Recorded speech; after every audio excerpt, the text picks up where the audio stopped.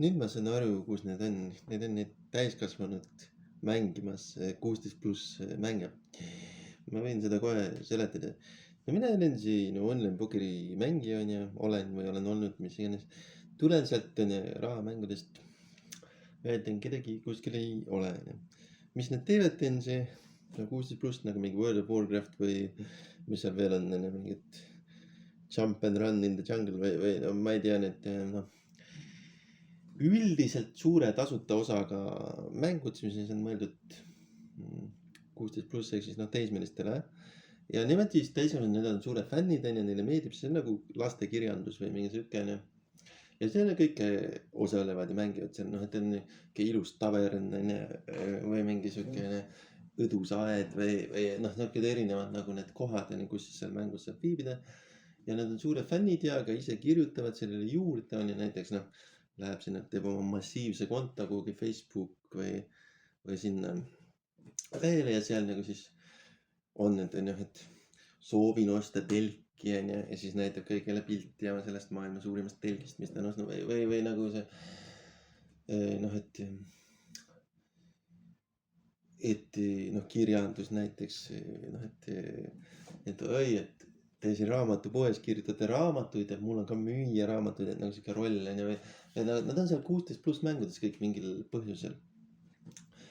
Kus on erinevaid tegevusi teha, aga noh, see on tegelikult need mängud on noh, suunatud teismelistele, aga neid tõesti võivad ka mängida täiskasvanud. Ja see on isegi loomulik, et seal mõnikord on täiskasvanud neid mänge mängimas. Ka minu firma tehtud mängud on eelkõige suunatud lastele, aga päris sageli täiskasvanud on neist huvitatud. Need on nagu sissejuhatus või uks või nagu teekond siis selle arvutimängude kui tarkvara sellesse maailma nagu, kui ütleme noh, ma tahan luua mingit mängu, et kuidas seda vaadelda, kui siis näiteks tarkvara loomist või et ta nagu seletab, mis see nagu mäng siis selles kontekstis võib-olla on või. Ja noh, et ega keegi otseselt pahaks ei pane, et täiskasvanud inimesed mängivad teismelistele mõeldud mänge, onju.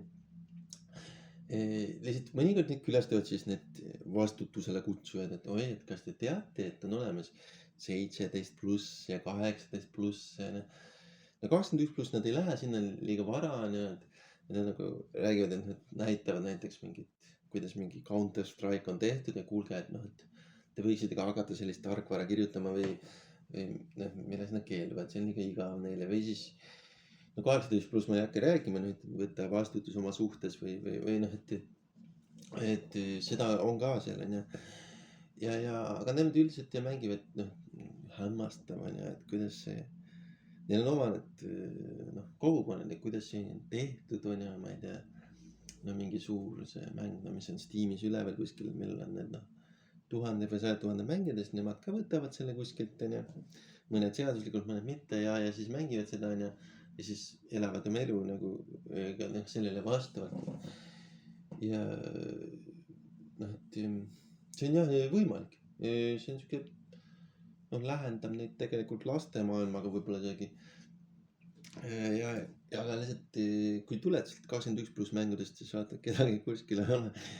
Ja tema mängib seal, on seal World of Warcrafti mängija kuskil hoopis onju. Et sellega on tegu onju. Ja see on tohutult suured maailmad muide.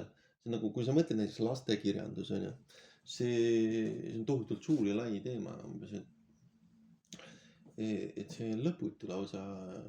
Ja mina nüüd ka kirjutan neile selle juurde mingeid asju onju.